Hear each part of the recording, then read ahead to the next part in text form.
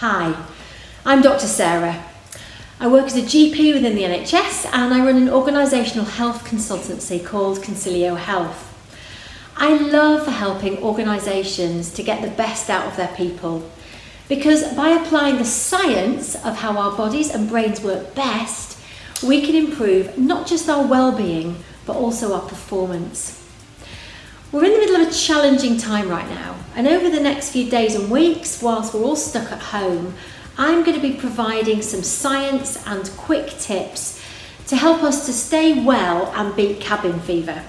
So this is the first in our move week. Let's start with some bad news. We're told that sitting is a potentially lethal activity.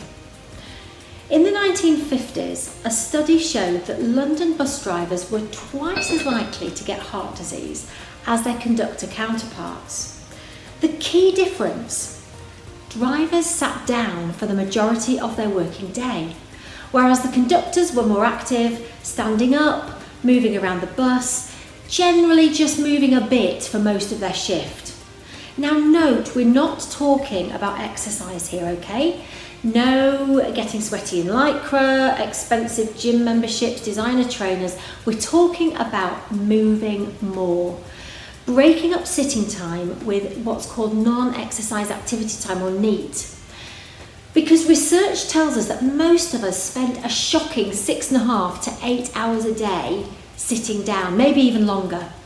And the headlines tell us that sitting has become the new smoking. But why is taking the weight off our feet such a problem for us? Well, deep in our evolutionary past, when food was scarce and we couldn't be sure when our next meal was coming from, we developed a pretty effective power down mode to ensure that we conserved energy because we got quite enough movement hunting and gathering. The problem is that most of us now spend most of our day in this power down, energy saving mode because our environment doesn't demand that we move much.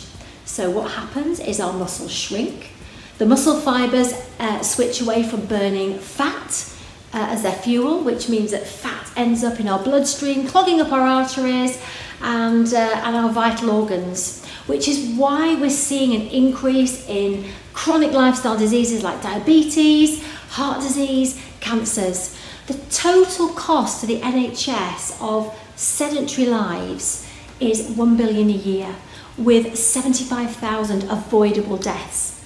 And the bad news is that you can't offset a day sitting down with a gym trip in the evening. So what can you do? The key is to break up sitting time. Just standing and moving for a minute or two every half an hour challenges your brain and your body. You switch on the balance and coordination mechanisms, your navigation system in your brain, your blood flow shifts to your muscles, the skeletal muscles that move your limbs, and you mop up any excess calories. So, why not set an alarm on your phone twice an hour just to remind you to get up and move? And if you really can't move because your boss is being long-winded in a meeting, then just fidget a bit in your chair. Do some heel raises, clench those buttocks, do some shoulder circles, just anything to keep your metabolism active and stop your body powering down again. So how about a quick hack to offset all that sitting down while we're at home? I'm going to give you one specific exercise every day that you can try at home.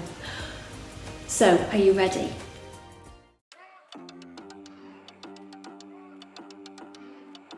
So this exercise is about trying to get our back and shoulders more into extension. We spend a lot of time hunched over devices and screens. So I'm going to turn to the wall, and you want to stand as near as you can to a straight wall, and we're basically going to reach up to every number on a clock. So I'll show you.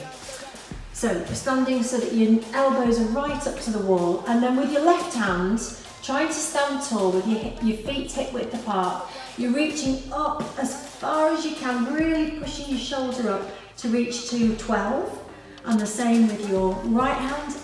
See if you can push a bit further, see how high you can get your fingertips, and then with your left hand you're going to go to 1, and the same with your right hand, really stretching out, and then you're going to come all the way round to 3, 4. Again with both hands, you might need to turn the back of your hands to touch for the 4 on this side.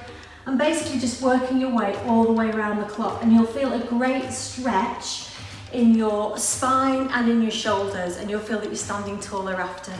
So enjoy.